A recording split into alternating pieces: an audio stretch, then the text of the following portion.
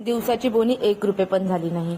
So नमस्कार, मी आलीबाई प्रियंका. माझं जे स्टॉल ओपन केलंय त्याचा आज आहे दुसरा दिवस. आज दिवसाची सुरुवात जरा उशिराच झाली कारण की काल जो थकवा होता त्यामुळे थोडासा कंटाळा आला होता.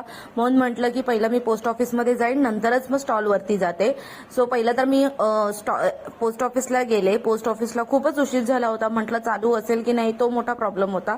तर गेले तर बघितलं तर चालू होता, पण एवढी गर्दी होती की मला तिथेच पोस्ट ऑफिसमध्येच 2:30 वाजले. मग त्याच्यानंतर घरी येईपर्यंत 3 वाजले होते. मग घरात येऊन लगेच जेवून मी लगेच स्टॉलवर जाण्यासाठी निघाले. स्टॉलवर जायचं म्हटलं तर पहिलं आपलं भाजी मार्केट लागतं कारण की ते प्रॉपर भाजी मार्केट आहे. सो भाजी मार्केटमधून आतमध्ये गेल्यानंतर पुढे पुढे सगळं कॉस्मेटिक्स आणि जे काय स्टॉल्स ते आहेत. स्टॉलवरती पोहोचल्यानंतर आपलं जे काय स्टॉल होतं ते मी अरेंज करून घेतलं. बिकॉज ते ओपन स्टॉल असल्यामुळे मला ते पूर्ण पॅक करून ठेवावं लागत होतं.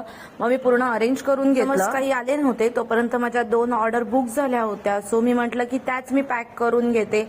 मग मी कस्टमरच्या 2 ऑर्डर ह्या तिथेच पॅक करून मी ठेवून दिल्या. त्यानंतर कस्टमर्स तर येत होते पण त्यांना जे पाहिजे ते माझ्याकडे नव्हतं कारण की मला अजूनपर्यंत या लेस वगैरे ह्याच्यामध्ये पूर्ण माहिती नसल्यामुळे माझ्याकडे प्रॉपर स्टॉक नव्हता. पण आजूबाजूवाले बरेच धीर देतात की आत्ताच तुझं ओपन झालेलं आहे, अजून लोकांना माहिती नाहीये, जसजसं लोकांना माहिती पडेल तसं तुझा स्टॉक जाईल. खूप इन्क्वायरी येतात पण कोणी नसल्यामुळे सगळे रिटर्न जातात. जसं माहिती पडेल तसं तुझा स्टॉक नक्की जाईल. नंतर संध्याकाळी माझी मैत्रीण म्हणजे माझी स्टुडंट पण आहे ती पण आली होती. ती पण मला तिने खूप मदत केली.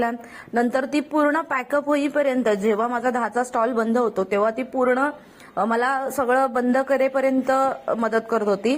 आज पूर्ण दिवसाचा 1 रुपयाही नाही होता झालेला, पण पावती 80 रुपयाची फाडली होती. पण बघूया, सुरुवात आहे की नक्की कसं आणि काय होतंय करून. दोघींनी पाणीपुरी खाऊन दिवसाचा शेवट केला. सो आजच्यासाठी बाय.